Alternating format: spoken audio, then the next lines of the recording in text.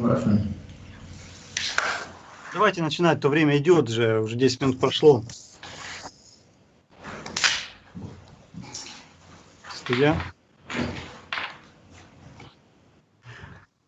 Good afternoon. We are starting the next session.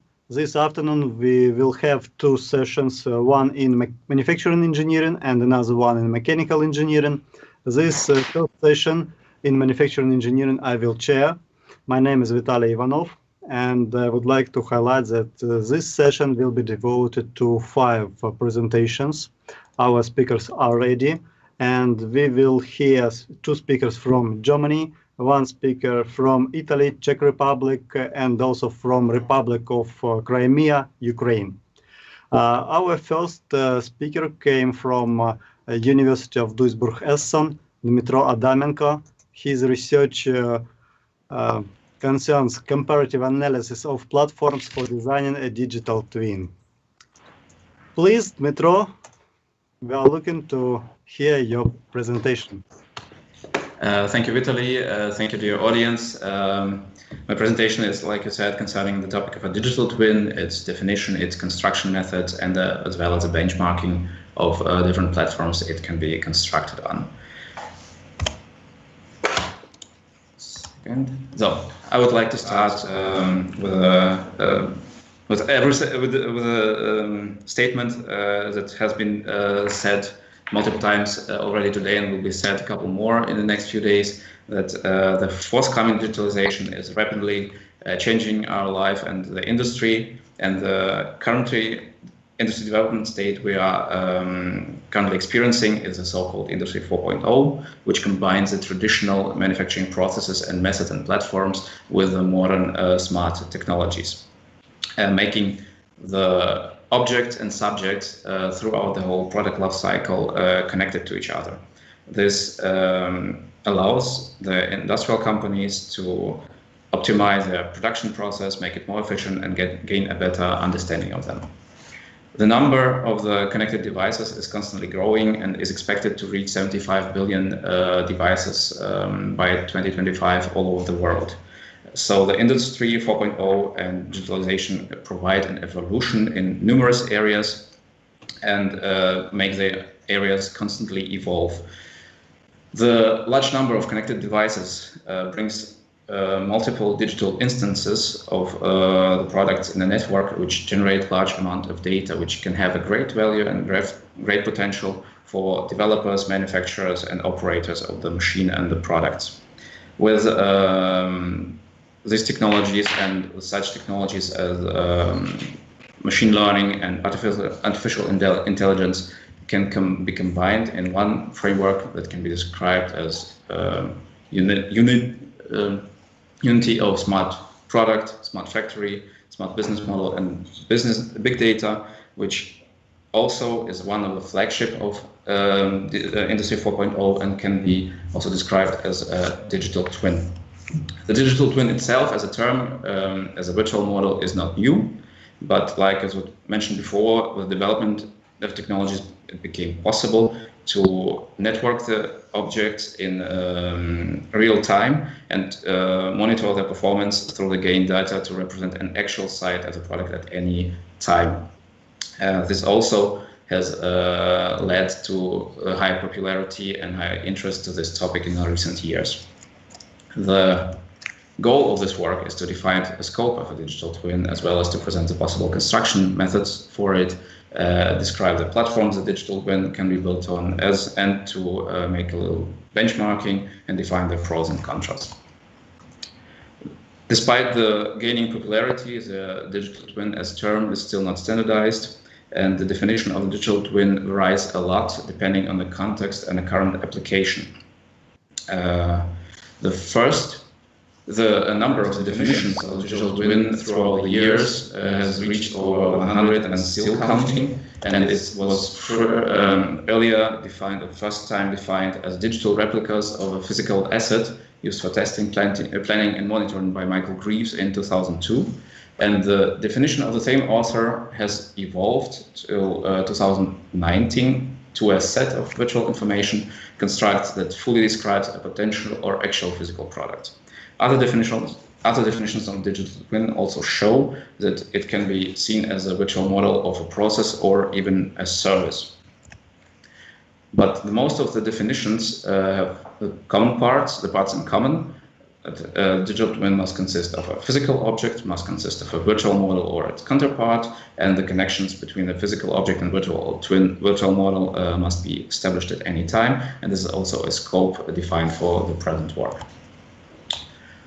Going out on the basis of a defined scope, the requirements must be set for the digital twin platforms in order to adjust a virtual model to build up an actual twin of the physical object. The connection between the physical object and virtual model must be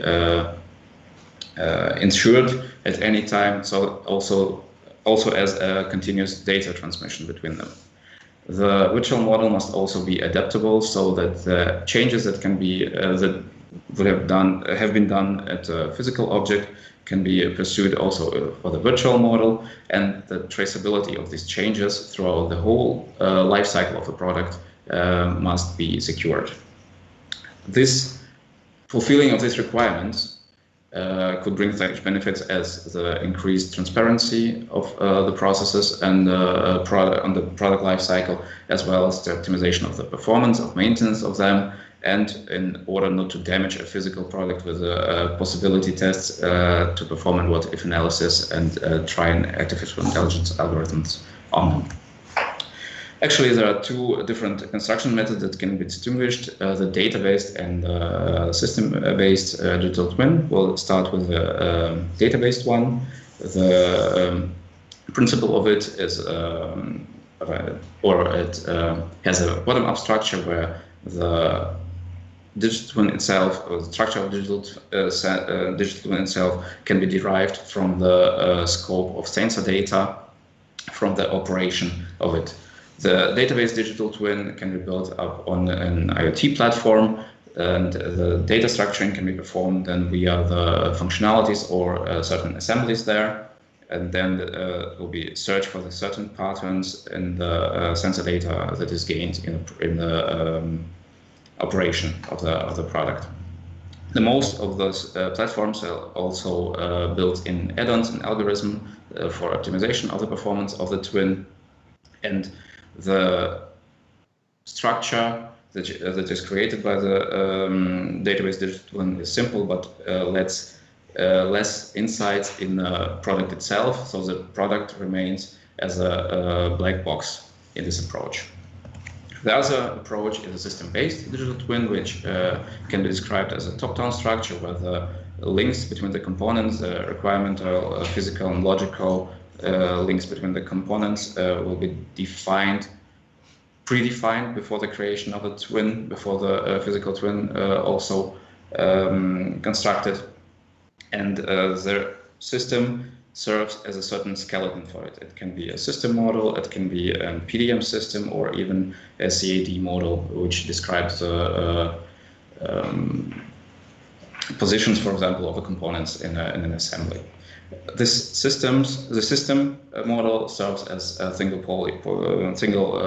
source of truth and can be enriched with sensor data throughout the operation process. This system model is linked with multiple partial models that provide a holistic view on an object. That can be simulation models, CAD models, and so on and so forth. And it's also possible with by using the system-based digital twin to use self-implemented algorithms and function via the external tools. In case if the system-based digital twin is built up on a PDM system, the data and simulation results can be stored directly in PDM system, as well as partial models can be linked within of it. After presenting the possible construction methods, we'll try to benchmark some of the digital twin platforms. The criteria for benchmarking are listed here. It's a connection interface between the multiple tools. It's a data structuring. It's expansion possibility of the platform by means of platform algorithms or even user-created add-ons. It's a price structure. It's a possible documentation and the user interface.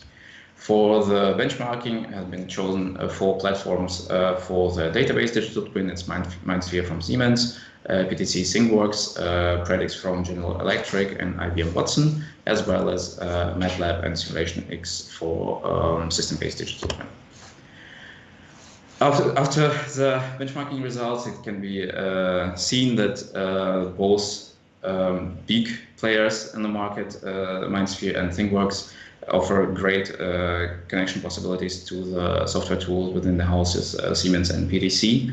They present a great graphical interface, which and multiple add-ons that can be used for building up a digital twin and optimizing its performance.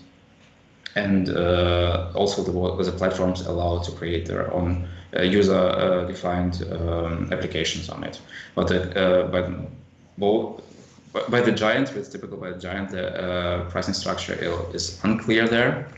In case of General Electric Predix platform, you have a very clear price structure, but the price is based on data volumes, where the data volume must be predefined before the digital twin is built. Also, the disadvantage of Predix platform is that GE owns no simulation tools that can be connected directly, and by IBM Watson, it's a great possibility to create add-ons in order to optimize the twin and work with the data, but the documentation is very confusing and have great potential to be better. Speaking of system-based digital twin platforms, the both systems of MATLAB and Simulation-X offer multiple interfaces. The great advantage of MATLAB is a machine learning toolbox which can be applied within a digital twin, but the data extraction models need to be developed for the different partial models. The Simulation-X has multiple interfaces with other tools and is very great. It's very good, extendable via API or self-made add-ons, but the documentation is lacking at some points. That would be the light overview of the platforms. I hope I could manage it in 7 minutes, and looking forward for your questions. Thank you very much.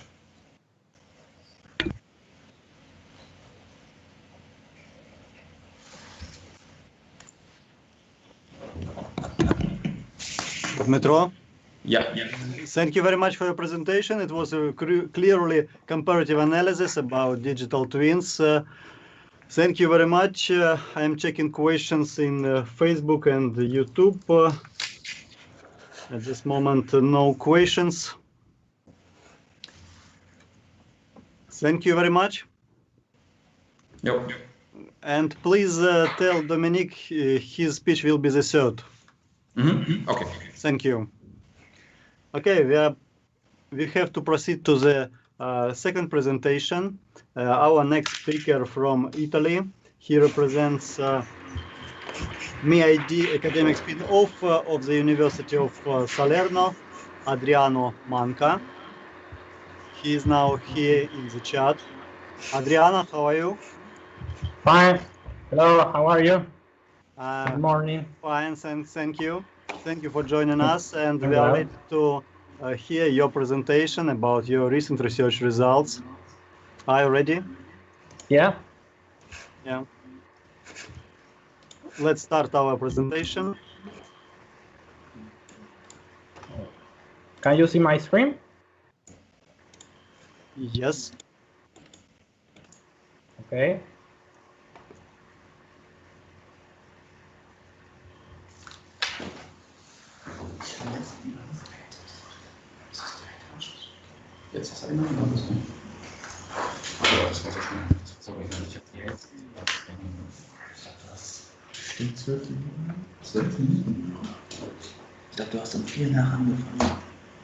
Yes, Adriano. Okay, it's okay? Yeah, you can start. Okay. Okay, thank you so much. Hello, everybody. My name is Adriano Manca. I am a mechanical engineer and of the spin-off made for of the University of Salerno. And in this presentation, I'm going to speak of topology optimization procedure of aircraft mechanical components based on computer-aided design, multi-body dynamics, and finite element analysis. First, first, sorry for my level of English. This is my first presentation, and it's organized in this way. First, we will have the goals, then the proposed approach, then a numerical example, and then the conclusions. The goal of this investigation is to propose a topological optimization procedure for mechanical parts having complex geometric shapes. The methodology developed in this work is based on the integration of CAD software, multi-body software, and FEA software. The integration process is carried out in this paper through a simple but effective method based on the linear theory of elastodynamics. In the linear theory of elastodynamics, the rigid body motion and the elastic deformation are not solved simultaneously. It is assumed that the elastic deformation does not have a significant impact on the rigid body displacement.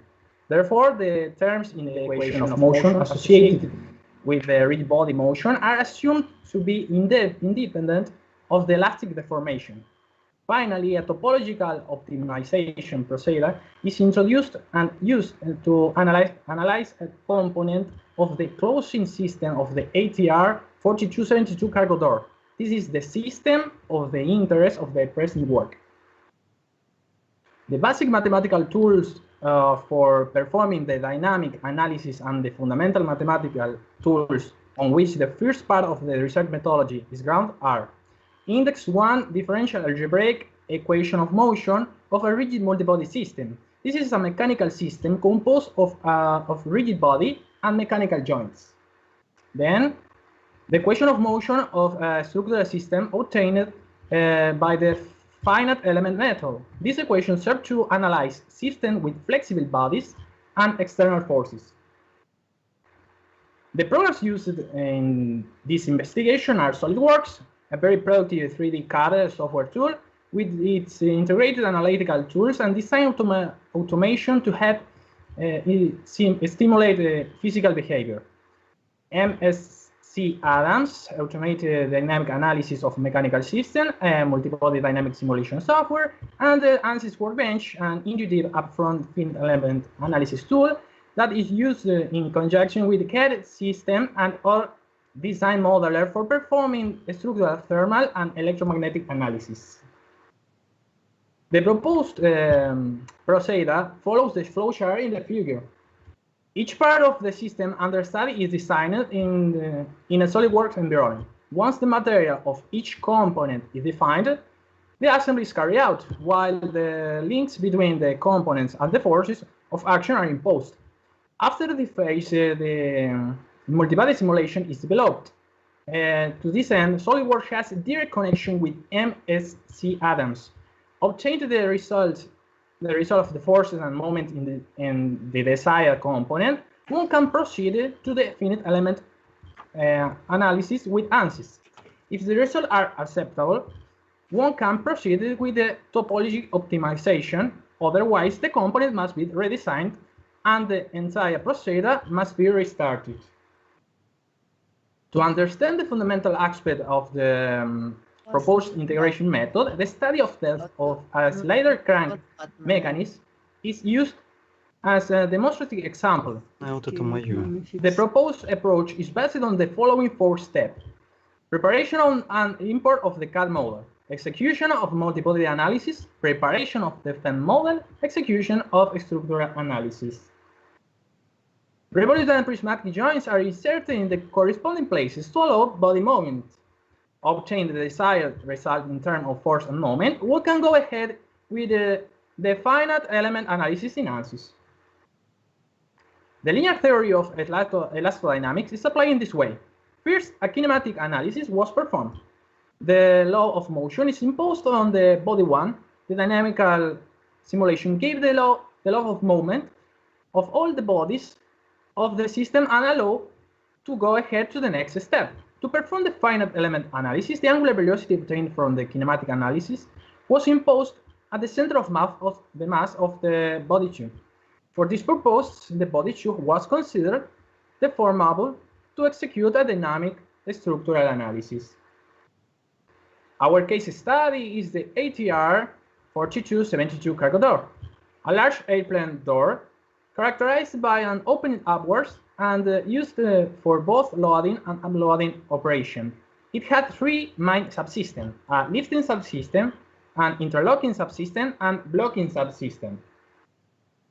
This work focuses on the topological optimization of one of the blocking components and propose a new interlocking subsystem which is employed to lock the door. The kinematic analysis based on a motion load imposed on the handle of the complete mechanism under examination, taking its original configuration, gave the possibility of knowing the law of movement in relation to the rotation of the latches.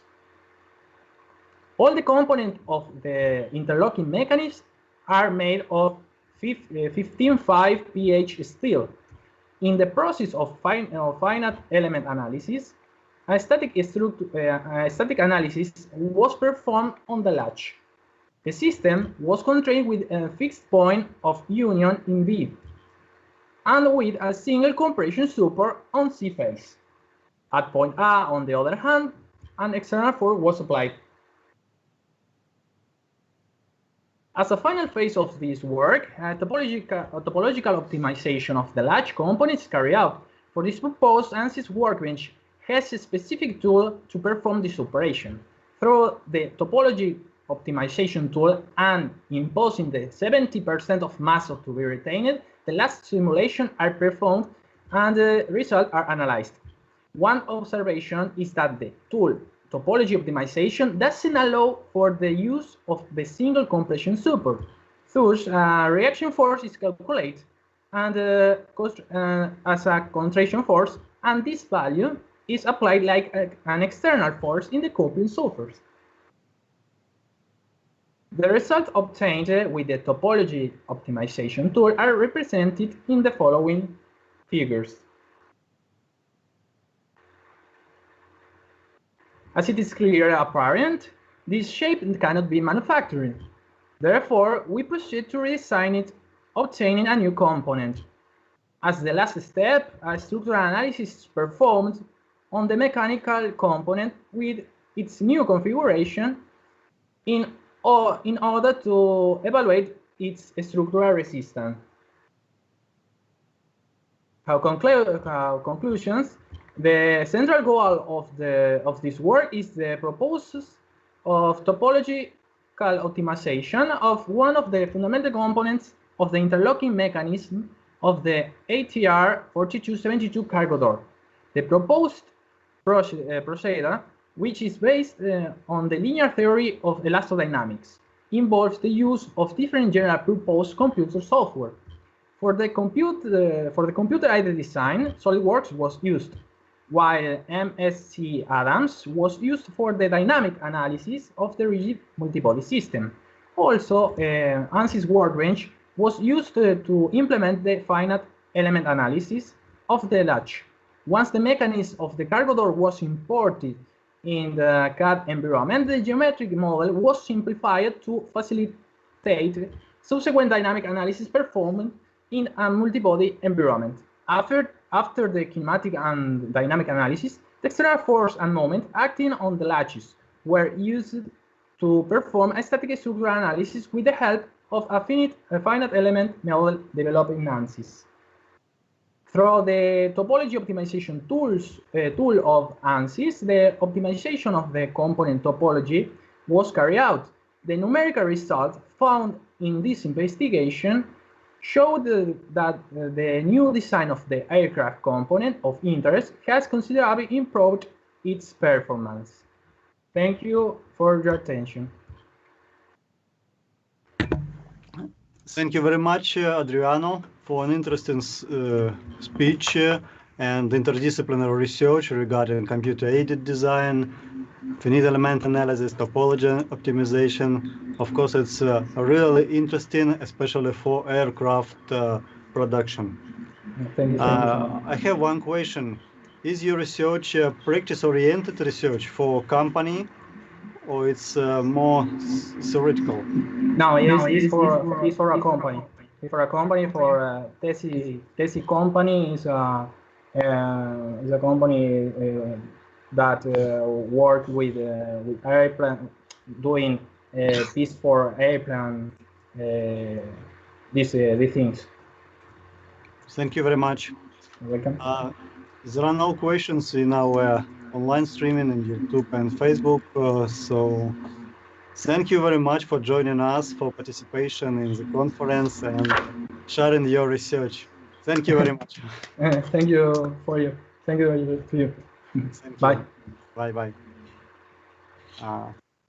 Let's move to our next presentation. Next speaker from Germany, University of Duisburg-Hessen, Dominik Ehring. His research concerns requirements to engineering and functional safety, which is really important for engineering area. And let's try to learn something new from him. Hello, Dominik. We are ready to hear your speech.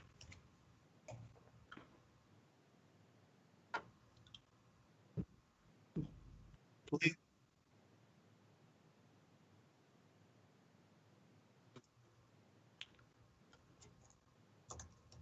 Turn on you.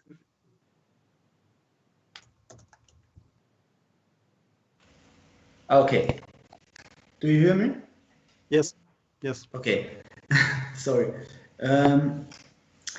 Yes. Hello, everyone. My name is Dominik Ehring, and my topic for today is the concept development of a consistently traceable process and system solution for the requirements engineering and function safety. So, what are the major challenges in times of digitalization, automatization, and connectivity? There are more and more adaptive, E&E products, for example, adaptive headlines, active steering, and so on, with safety relevant E&E functions. So, in this context, there's an exponential rise of complexity. And if I talk about complexity, what are the reasons for the increase of complexity? There's a growing number of functions. There are more dependencies and interactions between functions, requirements for certifications, and authority over control of the entire systems. So the consequence is a growing risk of error occurrence, and with a rapidly growing E&E share, the early, consistent, and traceable consideration of the functional safety is becoming more important. What is the main research question? It deals with how does the consideration of the reduction of danger and risk could be improved in concept development by requirements engineering. And I'm not allowed to say which company I talk about, but I think most people know the biggest 5 agricultural machinery manufacturer. And in this context, functional safety is not an integral part of the requirements engineering and management methodology.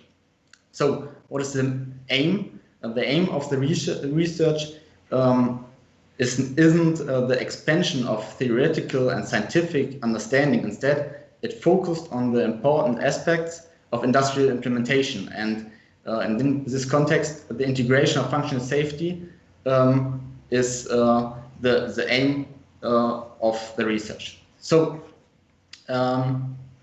in context of the research methodology, I begin with an evaluation, the state of the art, and following the current state analysis of the company, where I evaluate the existing requirements and functional safety processes, methods, and tools, create a process overview, conduct expert interviews, and so on. And after this, there was a comparison between theory and practice, and I create problem awareness. Then there was an elicitation of requirements, and I try to apply a literature approach, in this context, model-based systems engineering, to solve the problem.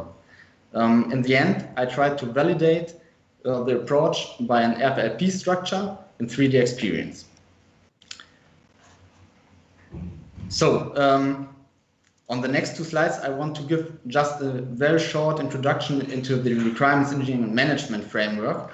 And in the evaluated company, there was a layer concept, a 6-step cycle, a Twin Peaks model, a training concept, a role concept, and so on.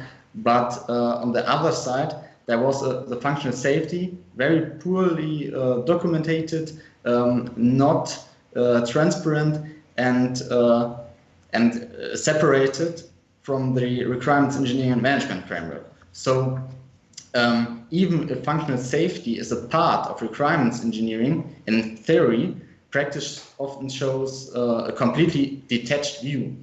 There is no bidirectional traceability. This means that it's not clear what effects requirements changes have or where requirements originate. There's no guarantee for completeness of the documentation because of manual maintenance of Excel and Word documents, as you see in the graphic. And there's a temporal decoupling of the safety relevant activities from the system design or the modeling. This results in inconsistency between the system model and the results of the safety analysis. So what are the critical requirements for integration of functional safety into the RA framework? I pointed out the bidirectional traceability, interdisciplinary function-oriented approach, a possibility of linking requirements and architectures to see what changes are, and the reusability, and at last the possibility of clustering requirements and functions. So now we come to the implementation. There I use the existing FAU model, which retains the layer concept and the 6-step cycle in the evaluated company. So with the help of a layer concept, as you see in the graphics, the machine layer, the system layer, the component layer, requirements and development artifacts can be separated into several specifications on different levels of application abstraction, so that the requirements remain manageable even for a complex system.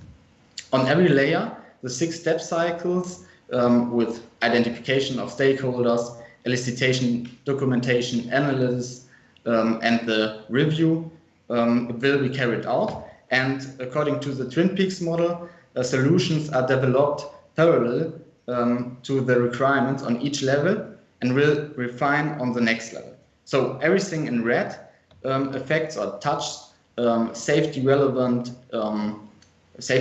activities, and the model-based systems engineering provides a link between RA and functional safety. So if someone have questions, we could discuss it in the discussion because it's too much information at this point. So I come to my last point of validation.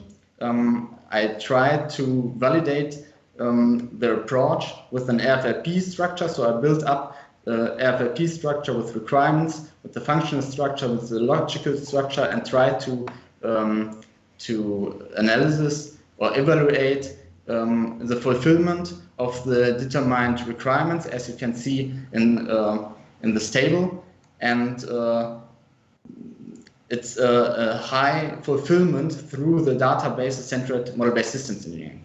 So in the conclusion, the original question whether MBSE is a suitable approach for the fulfillment of the determined requirements for the integration of functional safety into the methodology of requirements engineering can be affirmed, and functional safety as an integral component of requirements engineering means in detail for me method extension of the existing requirements framework. So thank you very much for the attention, and I hope there are some questions.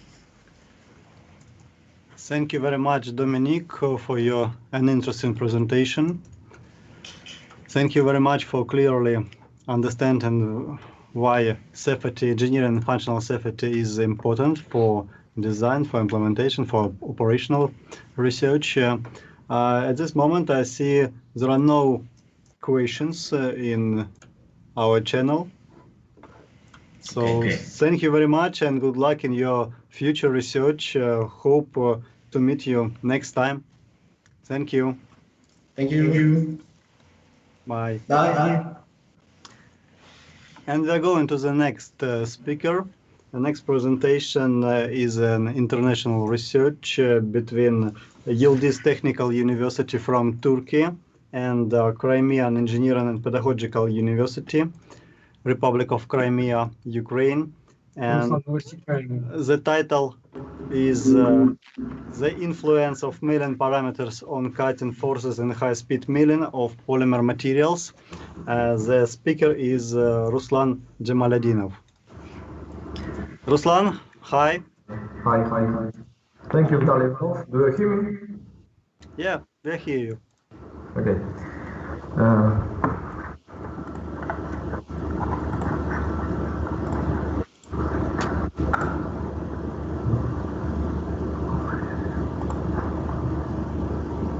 You can start your presentation right now. Okay.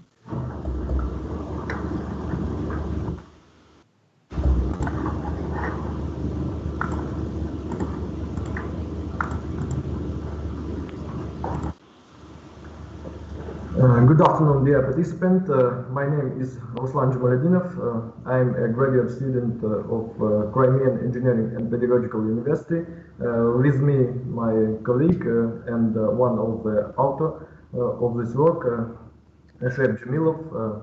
The theme of my report is the influence of milling parameters on cutting forces in high-speed milling of polymer materials. So, polymer-based carbon-containing composite materials are used in many fields, especially in the engineering, aviation, and the shipbuilding industries. The mechanical processing of composites materials with polymer matrix, in particular reinforced with carbon fibers, glass fibers, carbon black, etc., is a very difficult technical task. Since these materials have low density, high elastic modulus and strength, low thermal conductivity and friction coefficient. This leads to the fact that the type and processing condition must be selected at the same time, taking into account a number of parameters. Polymer-based carrying option, the presence, appearance, orientation, and structures of reinforcement, the presence of the containing, and the process itself.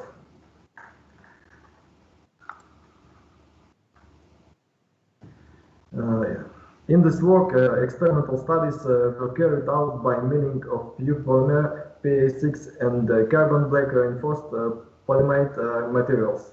The pure polyamide materials is Eurotech brand, and the carbon black reinforced polyamide material is Premix brand.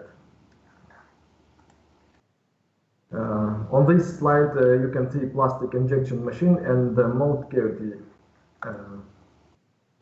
Milling operation were performed on a CNC machining center using an uncoated tungsten carbide end mill of 8 millimeters diameter with 2 cutting eagles. This takes speederhead with which can operate at maximum 24,000 revolution per minute was used in order to research the rational and cutting speed values. The cutting forces were measured by Kistler brand dynamo. Based on the result of experiment conducted at the Yildiz Technical University Machining Laboratory, the influence of the selecting milling parameters on cutting force during high-speed milling of pure polyamide and carbon black reinforced polyamide materials are investigated. Analyzing the data, the cutting forces increasing and the feed and cutting speed increasing in milling of both polyamide materials. Additionally, when comparing carbon black reinforced and pure polyamide materials, it was seen that more cutting force was needed to cut the pure polyamide material. This is due the fact that the carbon black reinforced incorporated in the polymer material facilities the cutting processes due to both the lubricant property of the carbon black, the high thermal conductivity of the carbon black. In addition, it was observed that polyamide material could not be processed at the cutting speed of 527 meters per minute and 578 meters per minute. We are performing experimental study at the high speeds. This is not the case with carbon black reinforced polymer materials. It was observed that the polymer was melted by the heat generated during the cutting processes due to the fact that the polymer material is an insulator material. As the carbon black reinforced increasing the thermal conductivity of the polymer material, it was observed that the material was less affected by heat generated in cutting zone. Further studies are expected to be carried out using cryogenic cooling in machining of polymer materials in order to achieve a better and more efficient process. And on this slide you can see surface sample after milling. And thank you for your attention. Thank you very much, Ruslan, for your presentation. Very interesting from the area of machining technology. It's very interesting, and experimental studies are always a hotspot for manufacturing engineering. Thank you very much, and it's more interesting that your research is interdisciplinary with your partners from Turkey. I'm checking questions. We have one question. How did you measure cutting forces? We used the Kistler brand dynamometer. You used electronic dynamometer Kistler from Kistler company. Okay, thank you very much. Any other questions? I would like to remind you can put your questions into chat in YouTube and Facebook or directly send to our chat, and we will announce to our speakers. No questions at this moment. Thank you very much, Ruslan. Thank you very much. Thank you very much for your research. So we have already completed our agenda for this first thematical session, manufacturing engineering, and we are ready to make some summary. So we are here for researchers, for presentations, very interesting, international. Thank you very much to all speakers. I would like to highlight that it's a really pity that we cannot be now in Kharkiv, Kharkiv Polytechnic Institute. For me, this institute is really played a significant role in my professional career, because my PhD studies spent in Kharkiv, and exactly on this day, June 10, I defended my PhD thesis 10 years ago. So it will be great to celebrate this anniversary in Kharkiv, but maybe next time. Thank you very much to all speakers, to all audience who visited us during this session. And I'm ready to give, to invite to the next session, the session chair from Poznan University of Technology, Justina Trojanovska. Justina, are you here? Yes, Justina is here, and she is ready to start some information, brief information about the next session, mechanical engineering, and the speakers in this session. Please, Justina. Good afternoon, ladies and gentlemen. My name is Justyna Trojanowska. I represent Faculty of Mechanical Engineering at Poznań University of Technology in Poland. Welcome to the session titled Mechanical Engineering, which I'm honored to chair. Today, during this session, we will have 5 presentations. Because of the schedule, we have about 10 minutes for each presentation, including discussion, and it is important to not go over 10 minutes. As general chair of this conference, Professor Vitaly Ivanov said, this conference is not a tool for publishing papers. It is an excellent opportunity for discussion of recent research achievements and ideas. So, this online conference should be the same. I look forward to the discussion and encourage all session participants to actively participate and comment on presentation. You may ask questions during the presentation. Please use the chat on Facebook or YouTube. Now we can start. The first presentation will be presented, the first paper will be presented by Professor Volodymyr Gurej from Lviv Polytechnic National University. Professor, the floor is yours. There is no Vladimir in the chat now. Okay. Maybe we will move to the second speaker. Second speaker. The second speaker will be Konstantin Korychenko. I'm sorry for my pronunciation. From National Technical University. Konstantin, please begin.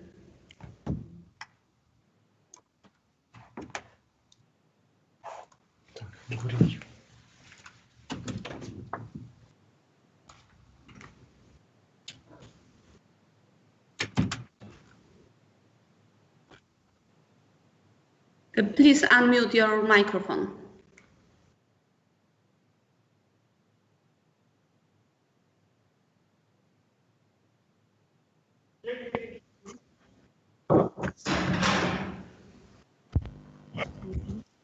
Okay. Yes, can you switch on my presentation, which I sent to you, or no?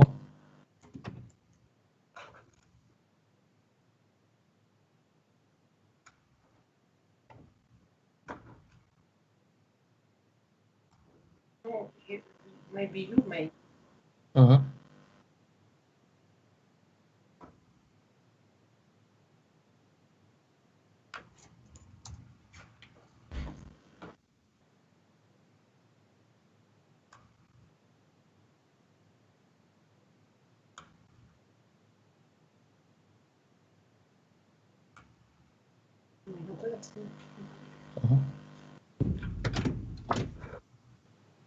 Okay, thank you. Can I start? I would like to present some results concerning numerical simulation, and but it's a topic about a new device, and we start to design experimental part of this device, experimental setup, and then but now I would like to introduce and give some information about numerical simulation. So next slide, please. I would like to explain about to speak about pulse detonation system.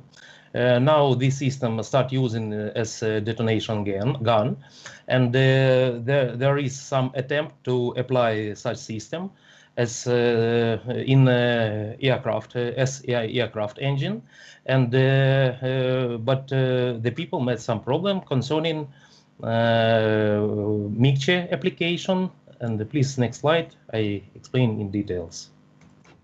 So the general aim of our work is to increase efficiency of such devices and to reduce the cost of this process, and we choose a direction such a change as a thermodynamic cycle of this process, and try to apply air mixture of air with carbon fuel instead of oxygen fuel mixture.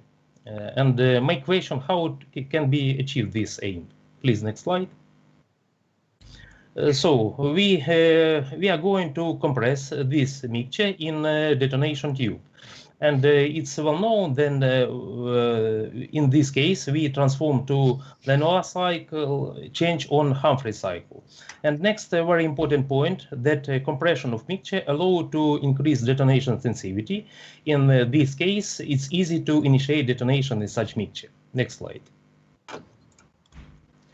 And I would like to explain the mechanical part of this device. A traditional detonation gun use the mixture which is filled inside the detonation tube, but the pressure of this mixture equals the atmospheric one. And main problem how to compress this mixture when one side of the tube is open. So we join compressor setup with detonation tube, and now we try to investigate what happens when this device is connected. Next slide. We divide our investigation on two parts. First part is compression simulation, and the next part is detonation simulation. So next one. We use different numerical tools as analytical equation and SIS flow modeling and a special simulation program to simulate detonation process inside pulse compression detonation system. And initially we try evaluate some parameters before simulation, and pay attention. We found correlation between area of piston, area of tube, and average velocity of pistons initially, and due to it we can initially to set some parameters. And next team concern a condition when detonation can happen, and this condition concern to detonation cell size. Next one. In this slide you can see the initial condition which was applied to simulate compression stroke in this system, and the bottom domain demonstrate the movable part in this case and correspond to a piston moving, and we use next equation applied to represent piston speed. Next slide. And the next part concerned to detonation simulation process. We considered how detonation happens inside the tube when initially mixture compressed inside the tube. And to achieve detonation initiation in this case, we have a smooth area where rapidly we introduce some energy to initiate detonation. Next one. And you can see the pressure and the temperature distribution and final stage of compression. And we have such a thermodynamic state that at the closed end of the tube we have increased pressure and temperature, but near the open end of the tube the temperature and pressure correspond to atmospheric one. Next one. What happens about? Oh, okay. So this you can see a result of detonation simulation, and we have a classical evolution of detonation product outside of detonation tube. We have the region where temperature and density flow go down rapidly. And then we have leading shockwave front. It's a typical picture of detonation evolution outside the detonation tube. Next one. But we compare the parameters which is achieved in pulse compression detonation system with traditional detonation tube. Pay attention, you can see the line correspond to initial pressure and density distribution. We have increased pressure at the closed end, and the pressure of detonation products exceeds 2000 kilopascal. It's in 1.5 times more than we have when we don't have precompression of the mixture. Next one. we compare velocity, shockwave velocity. In this case, it's well known that initial pressure weakly influence on the detonation wave, and we have confirming of this result. Next one. So I would like to say that we are now we start to test in experimental setup, and we compare our simulation result with experimental one, and we try to apply our system for detonation coordinating process, etc. And next one. Thank you for attention. Thank you very much. Dear participants, do you have questions? I can't see any questions on chat, so thank you very much. Okay. And now the next presentation is titled Estimation of Random Flow Rate Characteristics of the Automatic Balancing Device Influence on Centrifugal Pump Efficiency. I invite Julia from AGH University to present the paper. Julia. Hello, everyone. I hope you hear me and see me. Okay. So, first of all, I'd like to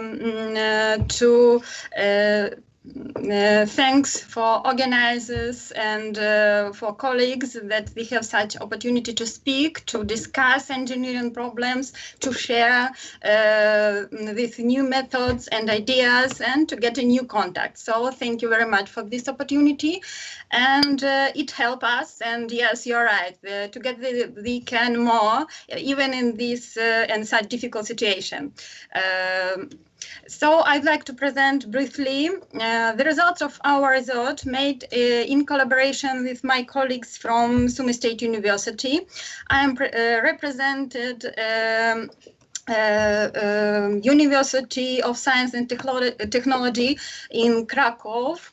So our work is, sorry, I have to share my, yes?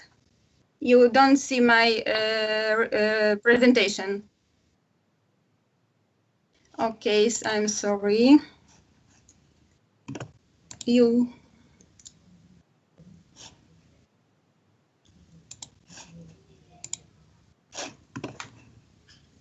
So now it should be seen. So as I said, this work was made by our research team and in collaboration with my colleagues from Sumy State University. First of all, I would like to say that development of power, metallurgical, petroleum and other branches of industry is impossible without application of new types of pumps with wide range of flow rates and pressures. In this case, the sectional centrifugal pumps are most commonly used.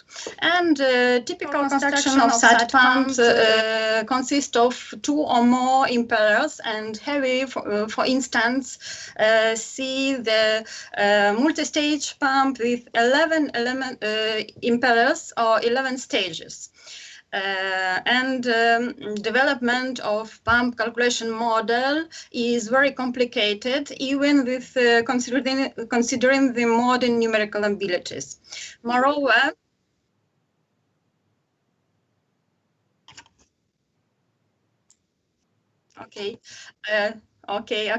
Moreover, complicated system of forces acts on the rotor of multi-stage pump under its exploitation. There are inertial forces of unbalanced masses, hydrodynamic forces in small throttles of running part, of seals and bearings, axial forces of pressure on disc of impellers.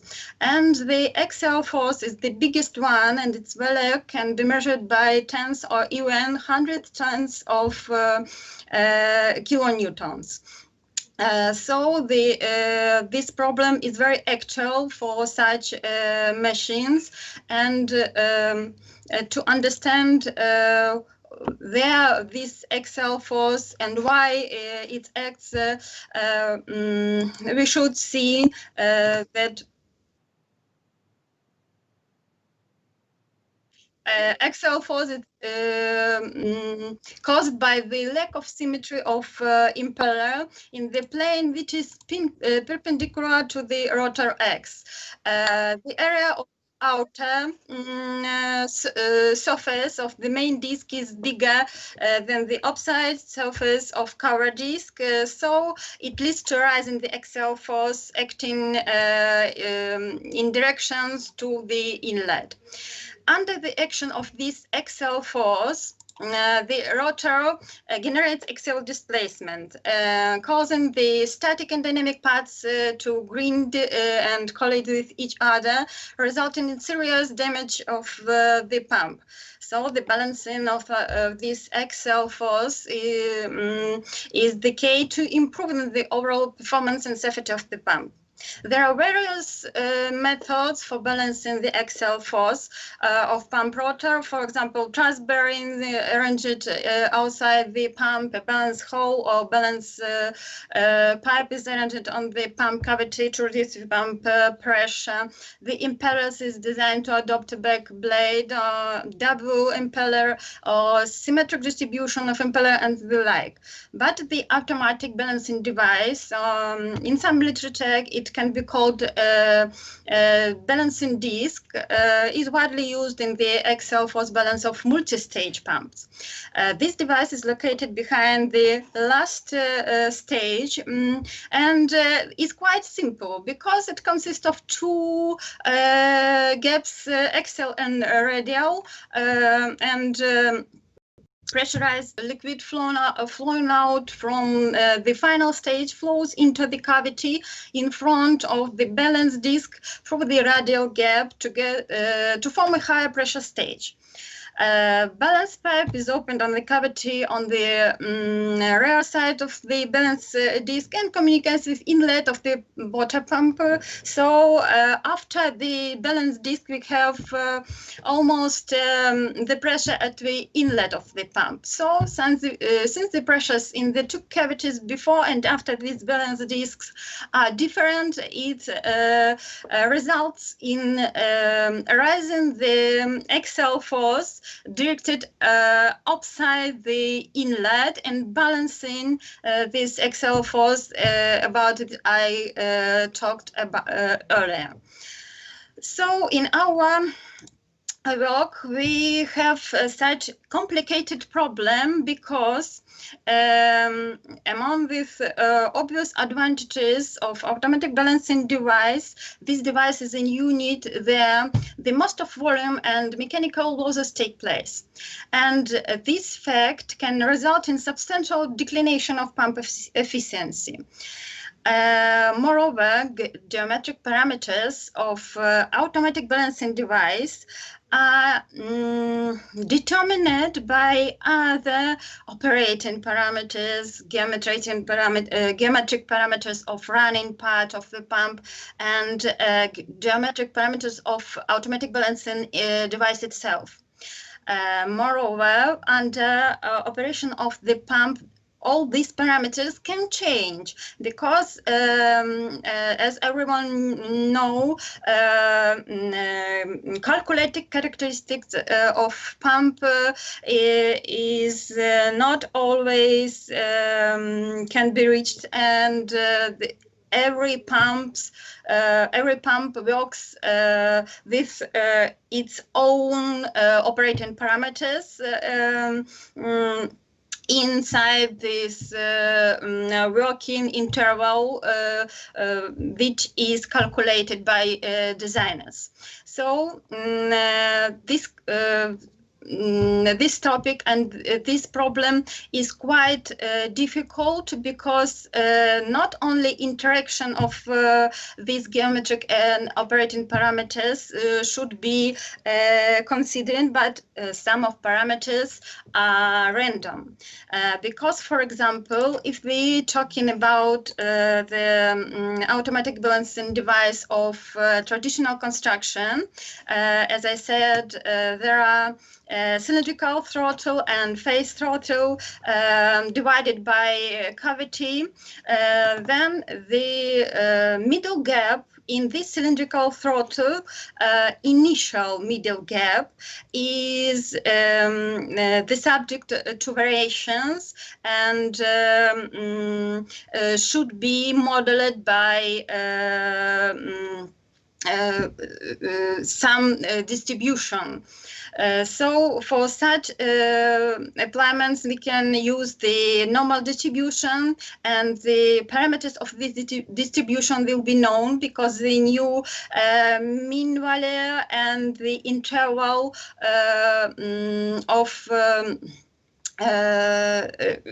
interval of possible changes which is determined by engineering tolerances. And for some cases, values of these tolerances could reach up to 30% from initial value.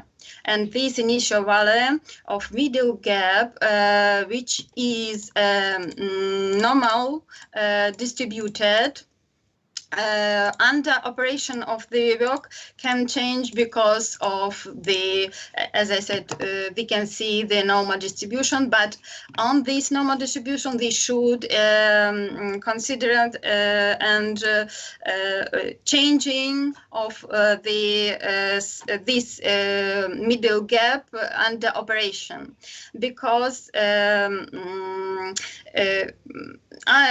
in time under pump operation can be sealant surfaces wearing, and wear can be caused by occasional contact, erosion, corrosion, or abrasion due to solid inclusions presented in the pumping medium.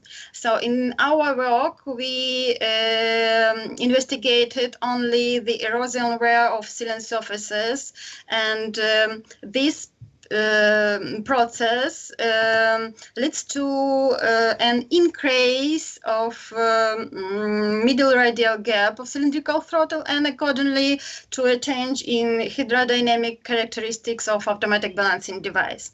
And as we shown in our previous works, an increase in the middle radial gap of cylindrical throttle by the action of steam-water mixtures can be modeled by exponential dependencies, and these dependencies have its own form for each specific material and operating parameters. For example, here we can see 3 dependencies of middle gap value of annular throttle on time of pump operation, and under, for example, 1 megapascal pressure drop, the possible value of middle gap of cylindrical throttle is up to 50% higher than the initial designing value. And movement of sealing surfaces, generally rotation of the rotor, increases the intensity of wear, and in this case, value of middle gap of cylindrical throttle can be up to 70% higher than the initial one. So dependencies of pressure in terms of automatic balancing device on the phase gap value can be calculated from the balance of flow rate of liquid through the cylindrical and phase throttles. As soon as eccentricity, radial gap, and coefficients of resistance and local losses in phase throttle and cylindrical throttle are independent random variables, so the pressure and, of course, the flow rate through the automatic balancing device will be the random variable too. We investigated how the changes in the main parameters of automatic balancing device influence on the efficiency of a pump. And overall efficiency of centrifugal pump is a product of three individual efficiencies: mechanical efficiency, volumetric efficiency, and hydraulic efficiency.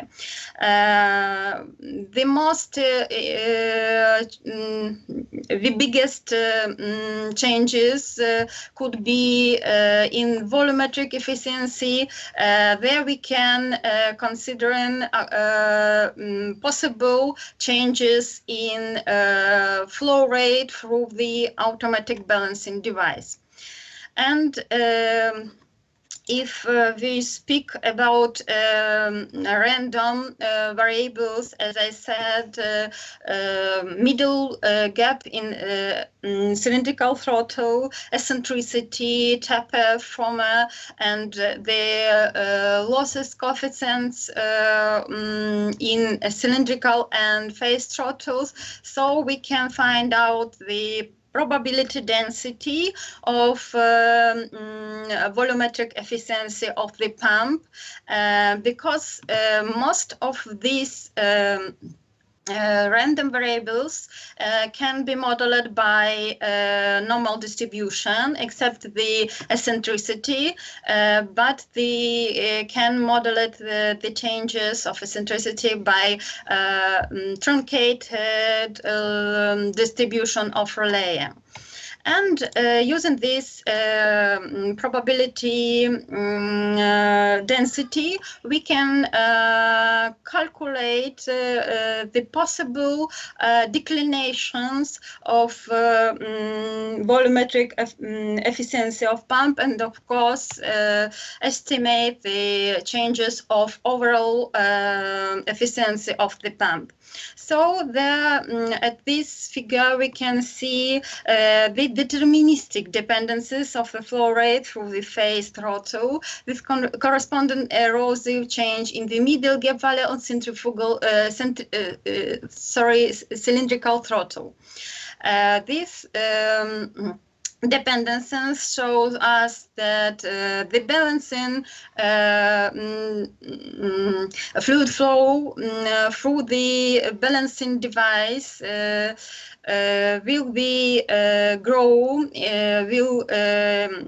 increase with increasing the phase throttle gap, and of course we can notice that for some steel grades changes of flow rate tends to linear, and as we can see on other figures,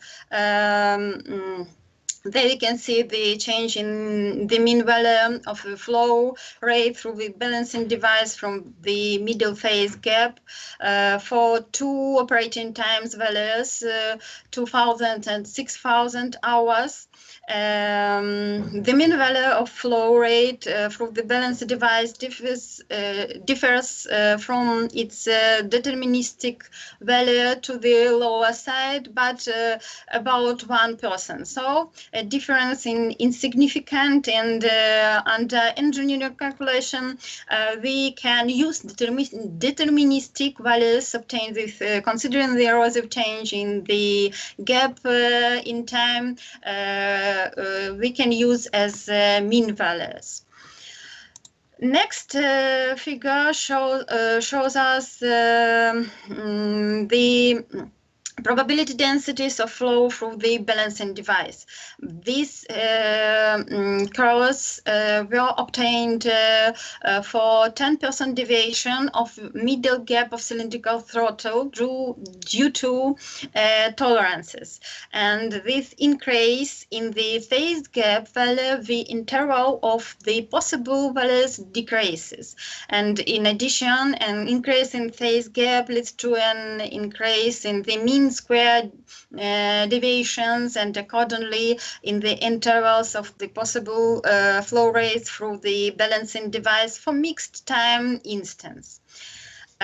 Maybe our results and our results will be better understanding by these tablets, because here we can see the standard deviation for different values of the phase gap and different values of the operating time of balanced device, and from which we can notice that the same operating time and an increase in phase gap, possible deviation of the real flow from the calculated one will increase.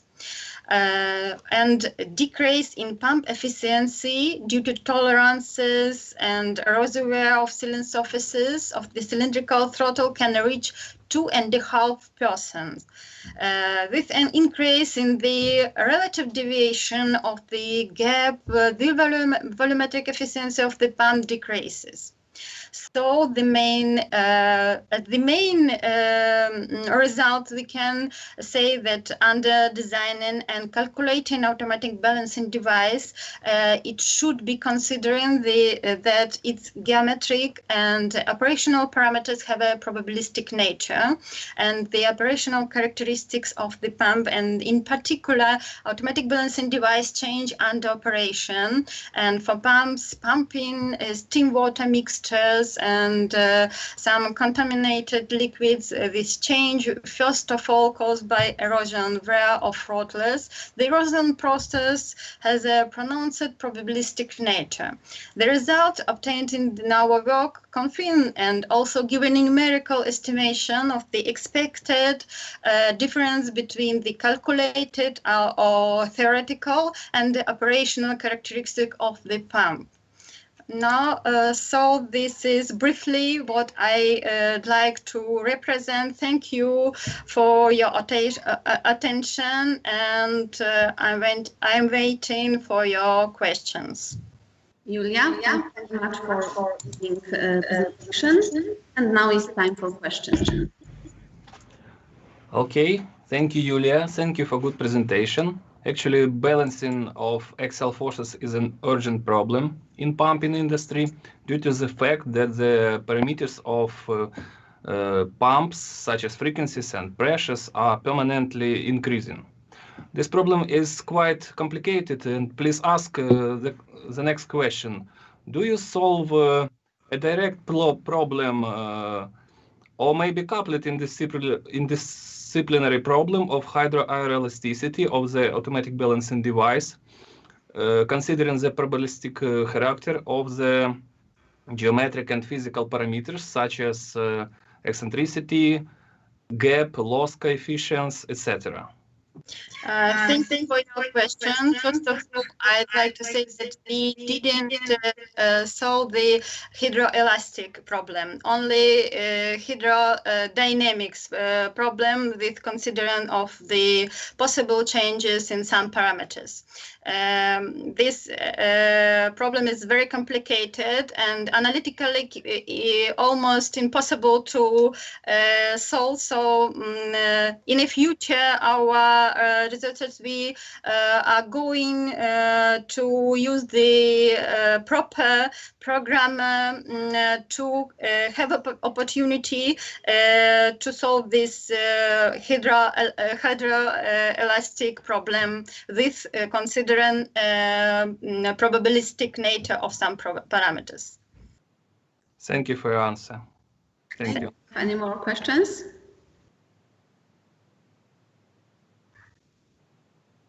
Okay. Julia, the question from Skype: were the frequency of natural oscillation taken into account in the calculations? Well, maybe I didn't notice in my presentation that we solved the statistical problem. Then in our other works, we solve the dynamic problem, and there we can find out the influence of these probabilistic changes on the natural frequencies of the automatic balancing device, and in general on the frequencies of the oscillation of the rotor of multi-stage centrifugal pump 2. Okay, thank you very much. Any other questions? If there are no further questions, we can move to the next presentation. Thank you, Julia. Thank you. I invite Andriy from Kharkiv National Automobile and Highway University to present the paper. Andriy, floor is yours.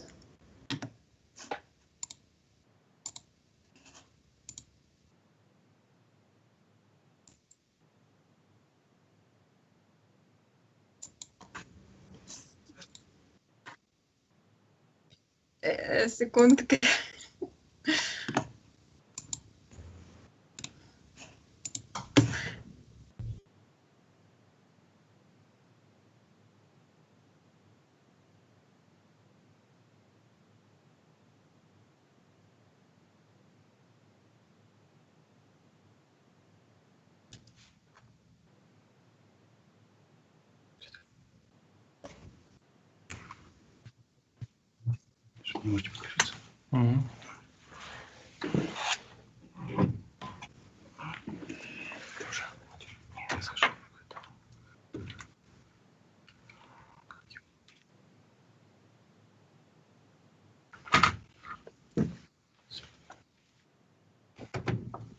Small technical break for quick coffee.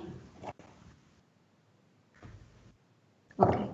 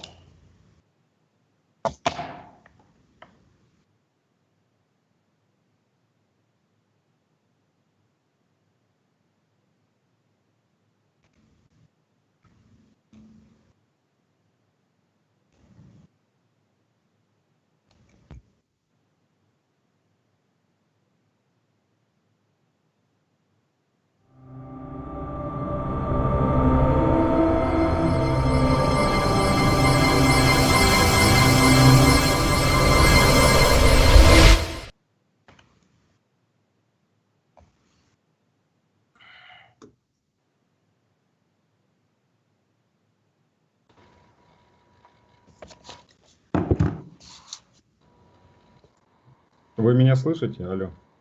Yes. Добрый.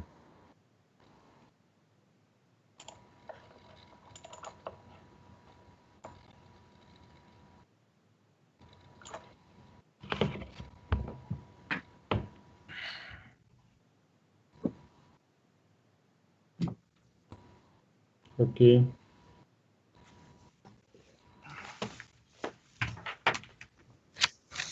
Yes, it's me.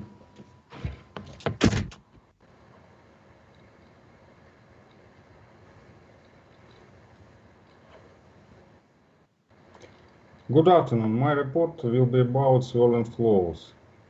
Swirling flows are among the most common in nature. Often, swirling flows are used in technology: hydrocyclones, dust collectors, fuel combustion, vortex valves, injectors, mixers, and centrifuges.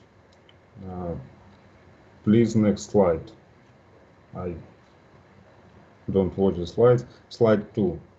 Unlike classical swirl-free flows, which in most cases can be calculated using fairly simple equations, swirl flows require calculations using the Navier-Stokes equation, or significant simplification for symptotic solutions. In the practice of designing vortex devices, it is often to face with swirling submerged flows. The aim and research tasks are presented on slide 3. Next slide, please. The influence of the main parameters of the flooded swirling jet on the possibility of conserving the energy and its use in the future was determined. The research was carried out in 2 stages. First, a swirling flooded jet was investigated and the flow parameters were compared with experimental data. Please, next slide. When calculating the jet, the most suitable number of elements, the turbulence model and corrections to it were analyzed. It also presents parameters that determine the swirl number.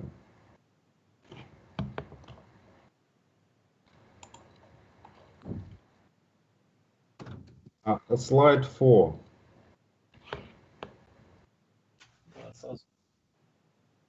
Yes.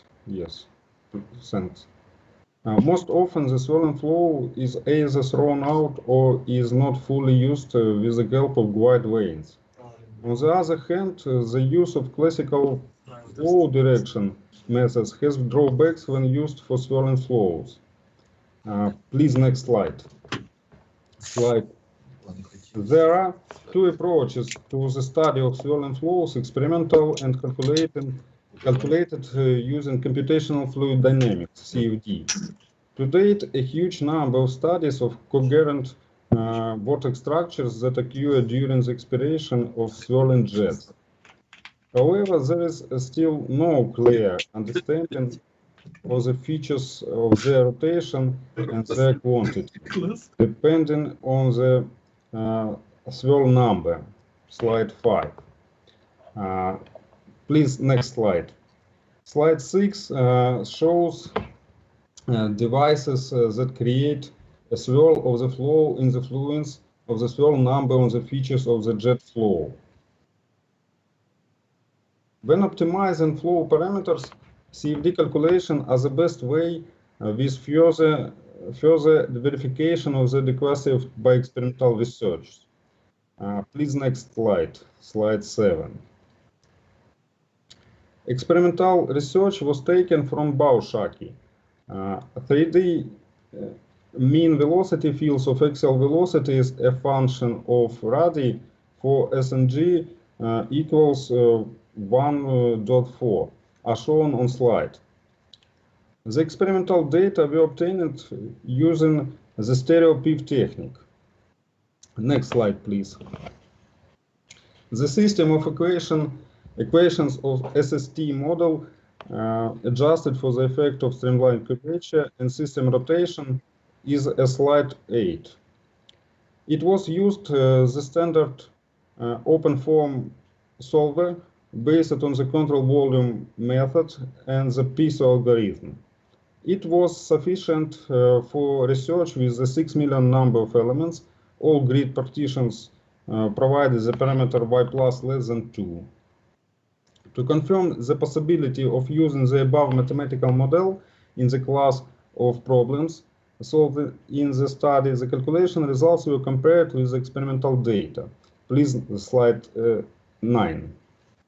A comparison of the experimental results with the calculation was performed with the same swirl number, S equals 1.4. It required a few calculations and the choice of the one for comparison in which S equal 1.4. Analyzing the slide, we can conclude that mathematical model adequately describes the flow of a swirling jet, especially in the longitudinal plane. In cross sections, there is a lack of the necessary reverse flow, which is associated with the lack of the necessary determination of the vacuum pressure near the axis. The drawback of RANS model in general and SST model in particular are known and described in many papers. In order to minimize the effect, a correction of the turbulence model was applied to take into account the rotation and curvature of streamlines. However, the possibilities of such adjustment are also limited and did not lead to a complete coincidence of experimental and calculated data. On the other hand, a comparison of flow patterns shows that the model describes the flow shape, the magnitude of the attenuation of rotation, the velocity values in different sections quite correctly. Please, next slide.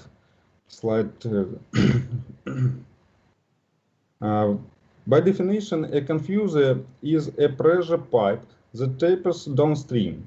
For direct flows, the movement of fluid in the confuser is accompanied by an increase in velocity and a drop in pressure. The resistance of the confuser with equal geometric proportions is always less than in the diffuser. The swirling flow significantly affects the above conclusions due to a change in pressure in the cross-section and the occurrence of a decrease in pressure near the axis, as well as an increase in it at the periphery, which is a consequence of the action of centrifugal force. The degree of centrifugal force influence can be estimated using the swirl number. In this study was considered the use of two confusers with different opening angles for the direction of the swirling flooded jet with a degree of swirl similar to that which occurs in vortex chamber superchargers. Please, next slide. Slide 11. Slide 11 shows velocity vectors and the formation of the toroidal vortex in the confuser. Next slide, please. Slide 12 shows the velocity fields for the flow of a jet passing through confusers with different angles. An increase in the average flow velocity is observed when using the confuser with an angle of 22 degrees, which leads to the possibility of preserving most of the energy. The figure illustrates an increase in the region of decay of the jet velocity, and in the case of passage of the confuser 22 degrees, which confirms at a qualitative level the conclusion about an increase in the stored energy. The effect of the confuser angle on the pressure, flow rate and power at the outlet of the confuser is shown in slide 12. All parameters are related to the parameters of the jet at the inlet to the computational domain. It can conclude that the optimum confuser angle is 22 degrees for a given swirl number S equals 0.74. Please, next slide. The parameters of the confuser on the swirling flows were investigated by numerical calculation. Other calculations are presented on the slide, and I won't read them. Please, next slide. There is a literature which used in work, and thank you for your attention, and I'm waiting for your equations. Thanks. Thank you very much. Do you have any question to this presentation?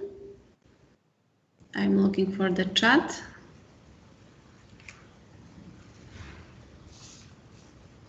There's no question on Skype, and there's no question on YouTube. So thank you very much for your presentation again. Thank you very much. Thank you. That was the last presentation in this session. So thank you, the audience. Thank you, speakers, for excellent presentation. Special thanks to Professor Vitaly Ivanov and the BEST conference organizing team for inviting me as a chair. It was a great pleasure for me. And I wish you all a good conference. And how about a round of applause for our speakers? Please unmute your microphone. Could you unmute your microphone and a round of applause? Thank you very much.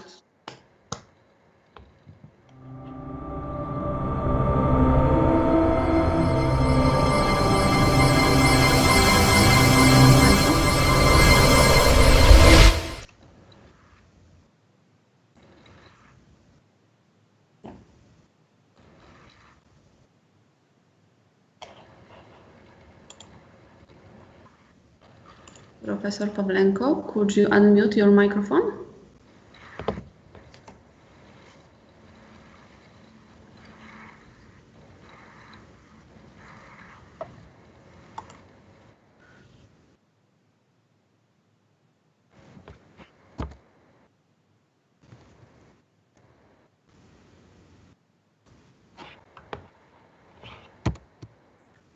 Yes.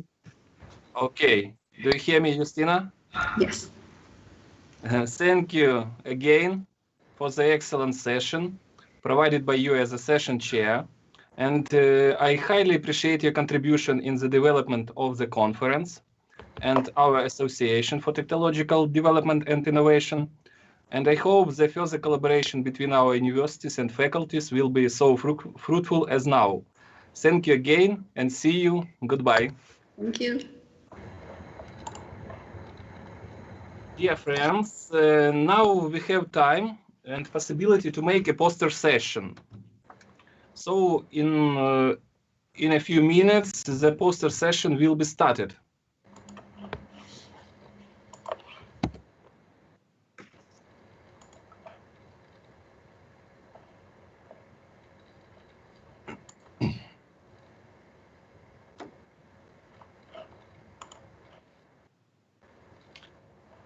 Hello, dear friends. My name is Ivan Pavlenko. I represent Faculty of Technical Systems and Energy Efficient Technologies of Sumy State Universities. And I'm chair of the poster session. And first of all, I'd like to say thanks to all authors for your involvement in this session within the International Conference on Design, Simulation, Manufacturing, the Innovation Exchange, the third edition. And the poster session received 67 contributions divided into 9 parts.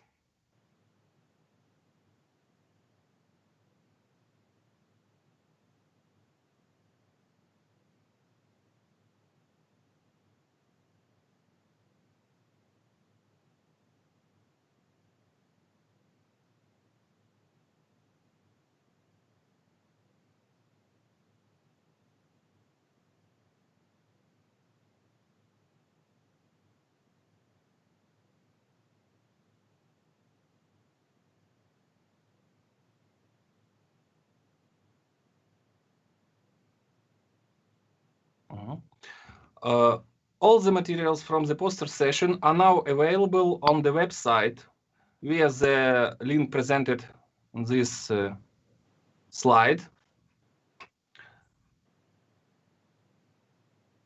Please use it. You have a mail with this link.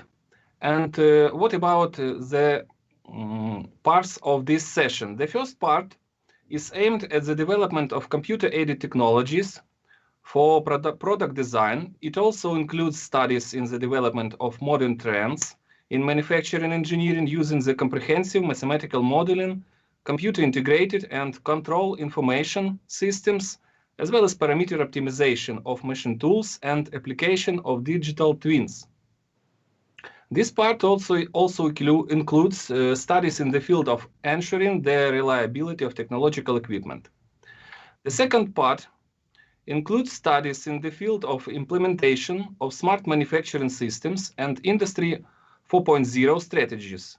Notably, ways for implementation of artificial neural networks for object recognition and robotics precision applications are presented, as well as state-of-the-art in product service systems is analyzed. The possibilities of using 5G methods for modeling traffic and operational planning of transportation systems are additionally included in this part. The third part is devoted to contributing to the field of technological assurance, Mainly it presents studies which are aimed at the development of additive manufacturing processes, ensuring the requirements of engineering and functional safety, increasing productivity and improvement of quality of cutting tools using cloud technologies. The fourth part is based on numerical simulation and experimental studies of cutting, milling, and other processes, ways for modeling of the thermal and mechanical processes during the machining of steels, polymers, composites, and wear-resistant coatings are also presented in the fourth part. The fifth part is aimed at the development and implementation of advanced materials, particularly the influence of modifiers and casting parts and surface hardening of nanocrystalline layers and are analyzed. The sixth part is aimed at recent developments in the mechanics of solids and structures. It includes studies in the fields of identification of car dynamic models, liquid sloshing in cylindrical shells, cavitational wearing, and etc., etc. The seventh part includes studies in the fields of numerical simulation of coupled problems, including wearing, compression, detonation, and collision. The next part is devoted to chemical process technology, including ultrasonic technology, capillary rising process, pneumatic classification, membrane electrolysis, and absorption process. The next ninth part is based on recent developments in the field of heat and mass transfer. It presents the studies in the development of high pressure stage for steam turbines, improvement of heating supply systems, improvement of cooling and air conditioning systems, experimental research of the operating process in gas boilers and thermal compressors. And once again, all the materials within the poster session are available on the website. Please follow this link. During the poster session, you can vote for the best poster, in your opinion. The voting process is now open and will be available until 10 a.m. tomorrow. To vote, please fill in the Google form available via the following link, which has been previously sent to all the participants via email. Please be aware and consider the following rules. You have only one attempt to vote for one poster only. You can vote for the poster which is available online on the website of DSMIE. You cannot vote for the poster of yours. As a result of voting, the author's team of the best poster will be awarded. This award will be granted by the International Association for Technological Development and Innovations. Maybe anybody wants to ask any questions, please.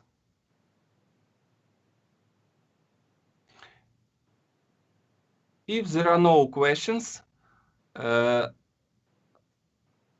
me remember you the agenda for tomorrow. Tomorrow we have registration, the sessions 3 and 4 and 5 with technical breaks, and finally closing and awards ceremony. So appreciate the partnership with all of you. Thank you for your participation and see you tomorrow. Goodbye.